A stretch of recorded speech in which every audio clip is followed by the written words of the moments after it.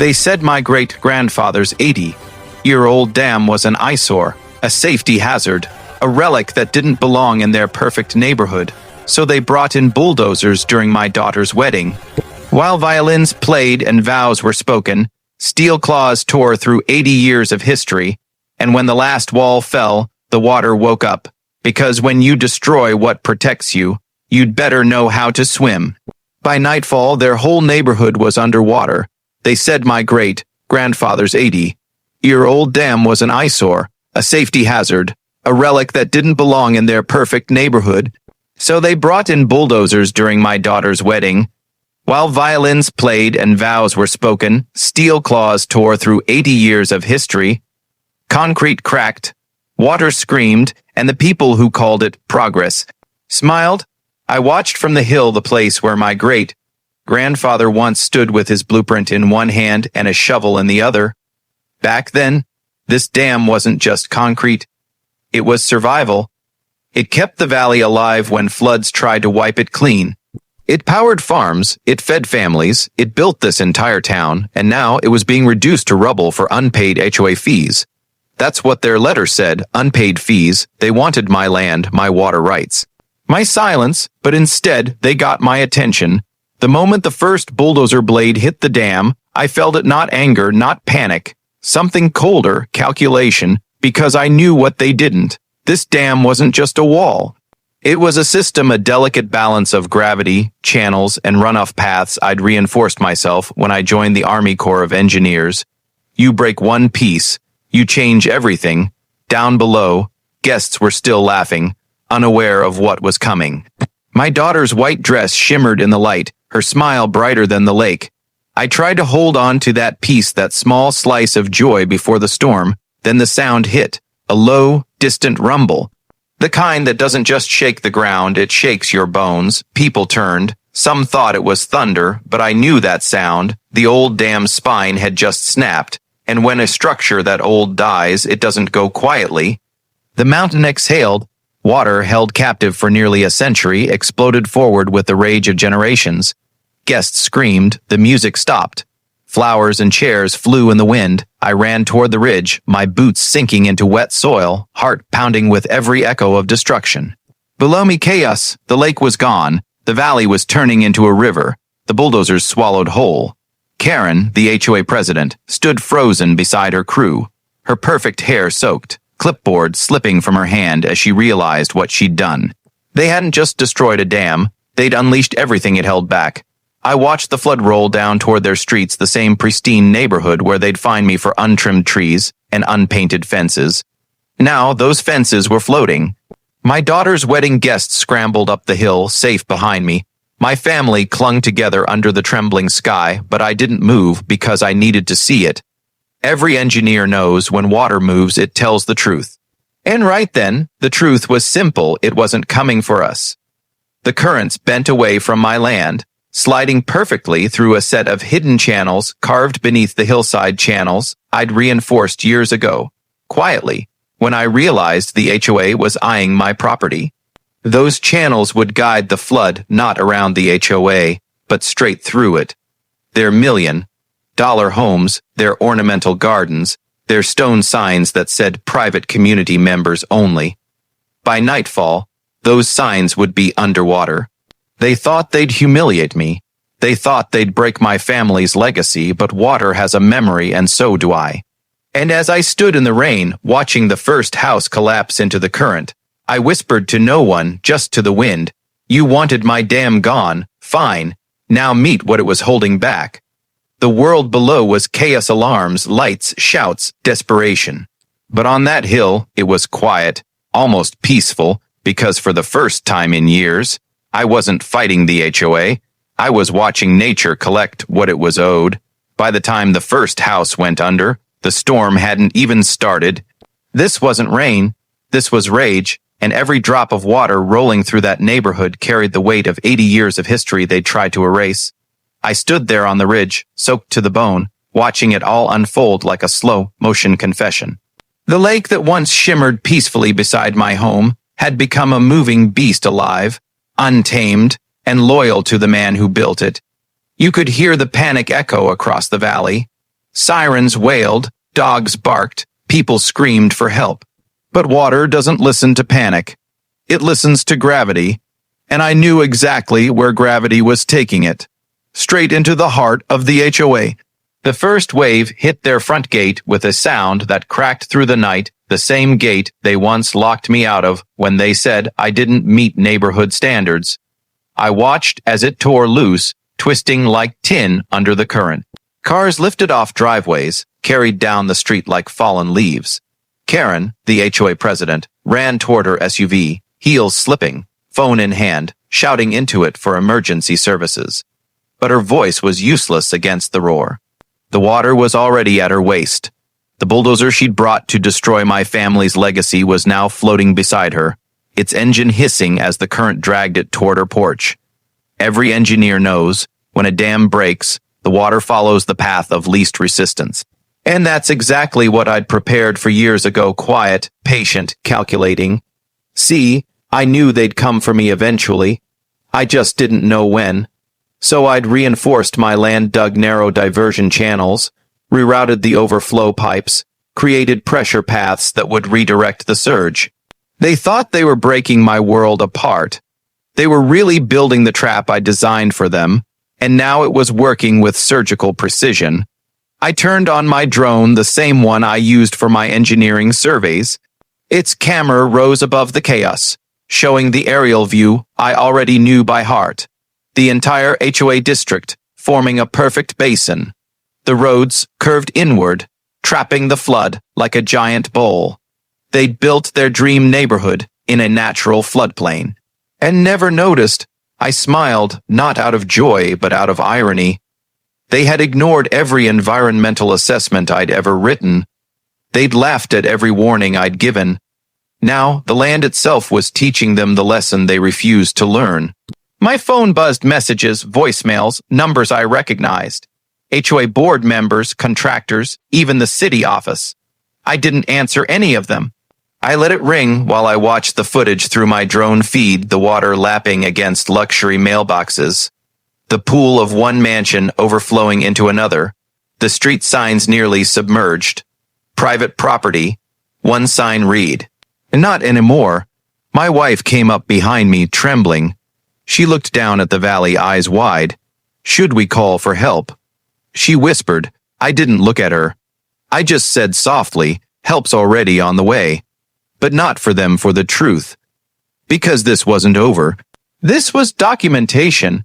Every frame I recorded, every second of drone footage, every scream, every license plate, every timestamp, evidence of what they'd done.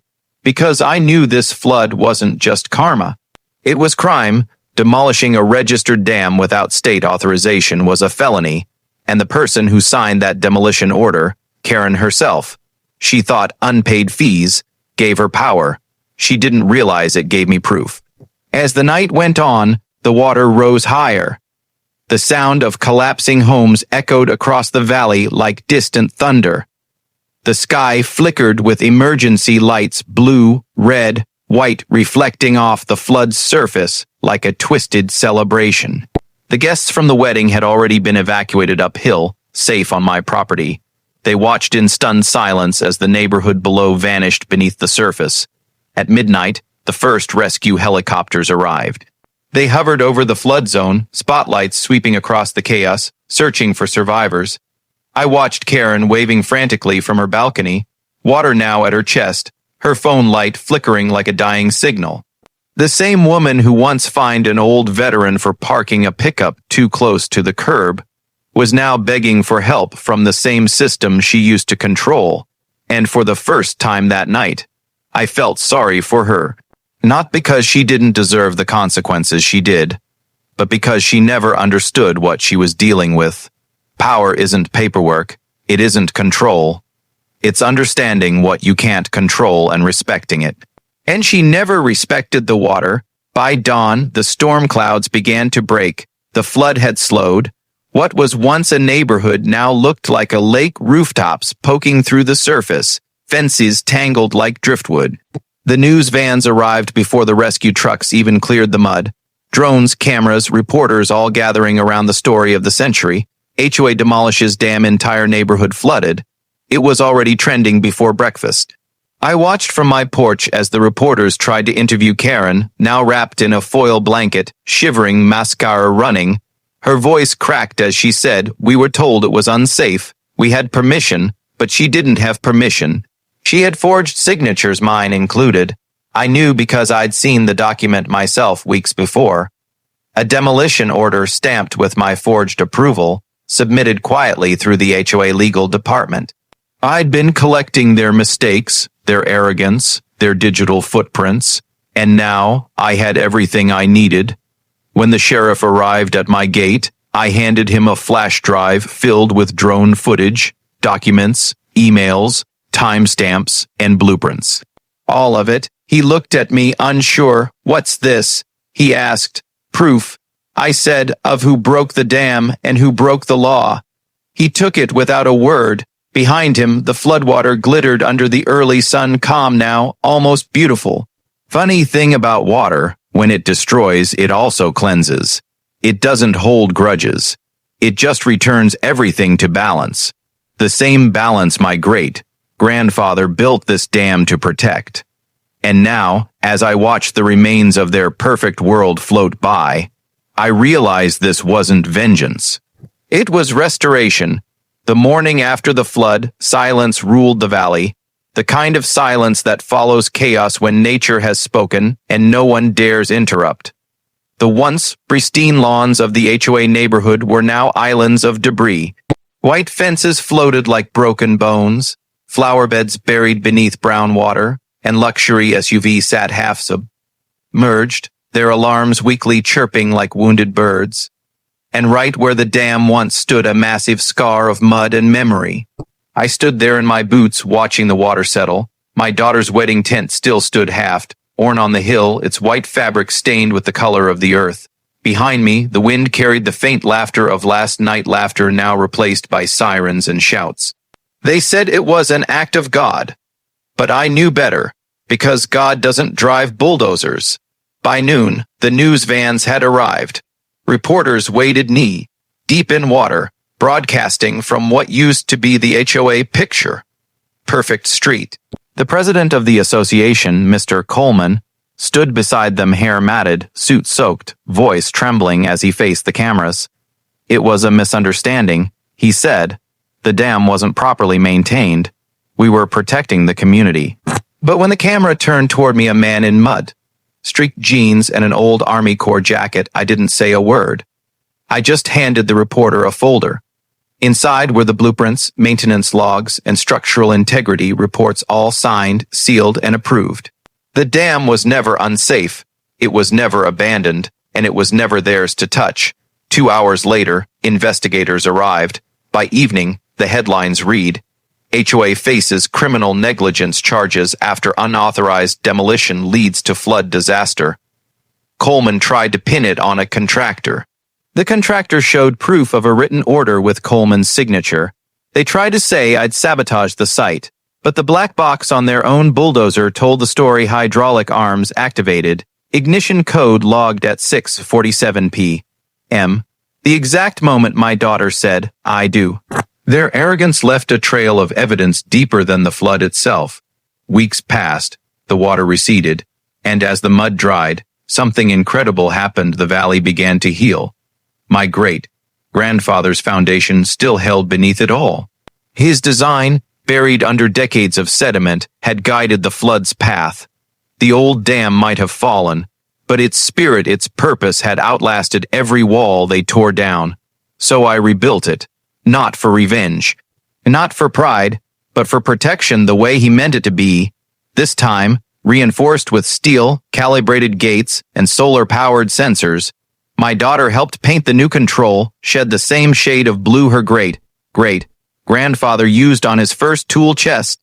And every time the water glistened under the evening sun, it carried two reflections, the past and the present. The HOA, they dissolved within months. Insurance companies refused coverage. Lawsuits piled up. Members fled. Their board meetings turned into blame sessions, and their exclusive, community became a cautionary tale whispered across the county. And me, I stayed. I stood by the dam every sunrise, coffee in hand, watching the water flow exactly where it was meant to go. Calm, controlled, obedient, because water listens to the ones who respect it. And that's something the HOA never understood. They thought they could command it with money, paperwork, and pride. But nature doesn't sign contracts. Months later, on a quiet Sunday morning, a black SUV drove up my gravel path. A woman stepped out, the last remaining board member. She looked worn, eyes heavy, clothes still damp from cleaning what was left of her house. She said softly, "You could have stopped it. You knew what would happen." I stared at the dam. The rebuilt walls shimmered under the sun, strong and silent. I warned them. I said, "Water obeys me, but arrogance doesn't." She didn't reply. She just nodded, turned, and left her shoes sinking into the soft earth. That night, I walked down to the dam again. The moonlight danced across the surface. The air smelled clean, washed free of greed and lies. I ran my hand over the cool steel railing and whispered the same words my great-grandfather used when he finished the original wall 80 years ago. You hold back more than water. You hold back the storm. The world above had learned that the hard way. They tore down what they didn't understand, and the water, my family's oldest owl. I taught them its final lesson. When you destroy what protects you, you don't drown in water, you drown in consequence. The Andy, if you enjoyed this story, please like and subscribe for more videos. Thank you.